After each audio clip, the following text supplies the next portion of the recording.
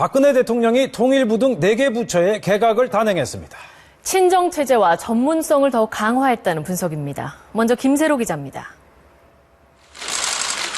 신임 이완구 국무총리의 제청을 받은 박 대통령은 통일부 장관의 홍용표 현 대통령 비서실 통일비서관을 발탁했습니다.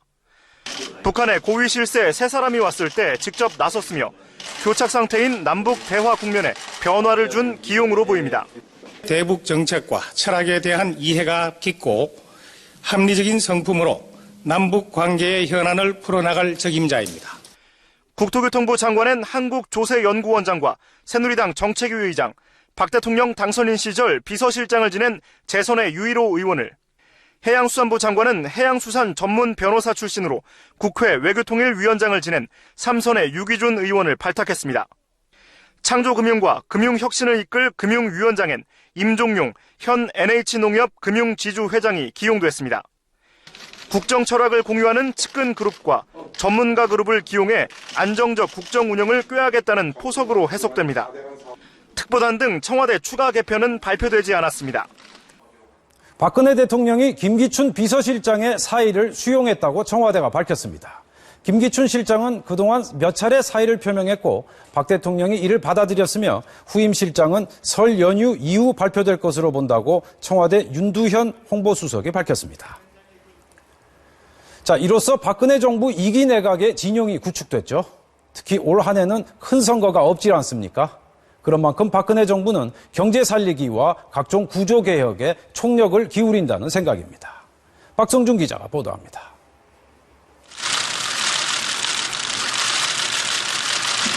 임명장을 수여한 박 대통령은 이완구 신임 총리에게 풍부한 경륜과 리더십으로 산적한 개혁 과제들을 해결해달라고 당부했습니다. 이어진 국무회의. 박 대통령은 새롭게 출발한 내각은 더욱 속도감 있게 경제 활성화와 규제 개혁 등 개혁 과제를 추진해야 한다고 강조했습니다.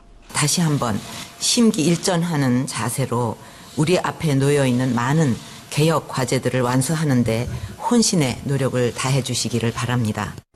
대전 창조경제혁신센터의 지원을 받은 벤처기업의 기술이 유네스코가 선정한 세상을 바꿀 10대 기술에 꼽힌 것을 예로 들며 정부 역점 과제들이 성과를 얻기 위한 노력도 당부했습니다.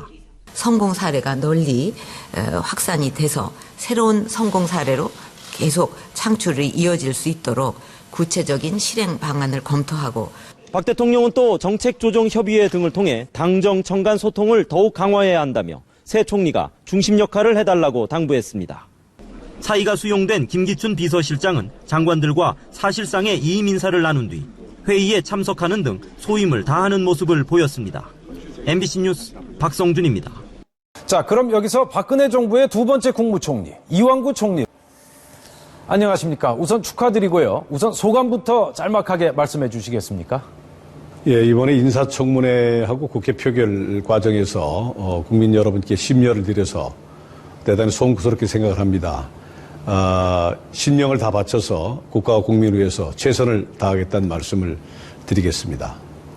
대통령에게도 할 말은 하겠다 이렇게 말씀하시면서 책임 총리에 대한 입장을 피력을 하셨는데 이 책임 총리 앞으로 구체적으로 어떻게 하시겠다는 생각이십니까?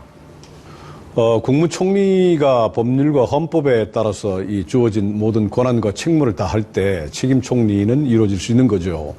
앞으로 총리직을 수행하면서 대통령께 쓴소리, 옳은 소리를 정확하게 이 국민이 이 여론을 바탕으로 해서 들을 수 있도록 그렇게 최선을 다하겠습니다.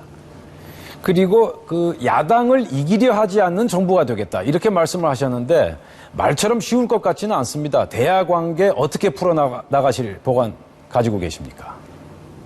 수시로 야당을 찾아가서 설명을 드리고 그리고 야당의 협조 속에 그리고 야당이 중요한 국정의 한 파트너라고는 그런 인식하에서 야당과 협력 관계를 더 긴밀하게 할 수 있도록 그렇게 하겠습니다.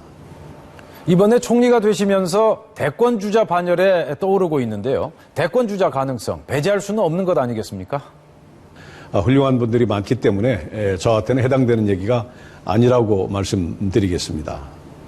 또 한 가지 궁금한 게 내년 4월에 있을 총선에 출마하실 생각이 있으신지 입장을 좀 말씀해 주시죠.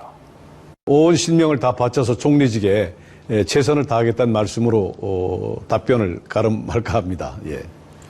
끝으로 그 총리 재임 기간 동안 이것만은 반드시 이룩해내겠다 하는 게 있다면 어떤 게 있겠습니까?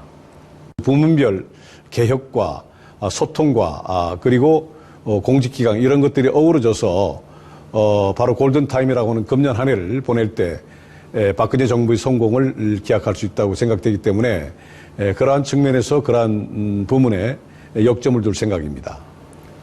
네, 오늘 말씀 감사합니다. 네, 감사합니다.